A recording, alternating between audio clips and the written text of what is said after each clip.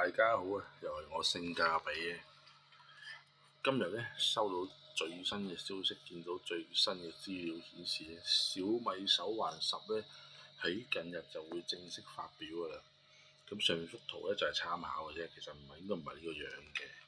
咁咧呢一款嘅新品咧，佢自己就話定位係高 CP 值嘅定位嚟嘅。咁啊，針對螢幕同埋系統咧進行咗一個全面嘅升級。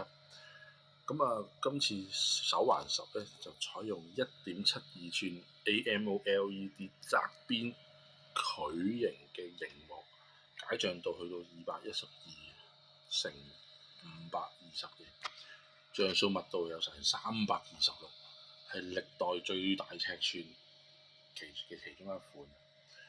咁啊，配搭咗一個鋁合金嘅架啦。重量都只有同小米手環9一樣，都係15.95，重啲咁多嘅啫。咁佢而家官方咧就話有3隻色揀嘅，黑色、白色同粉色。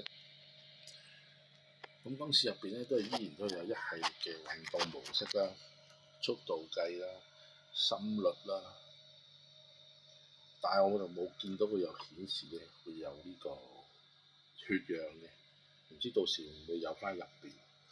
咁電池容量方面咧就有233，咁啊差1個鐘咧就可以用21日嘅，官方就話。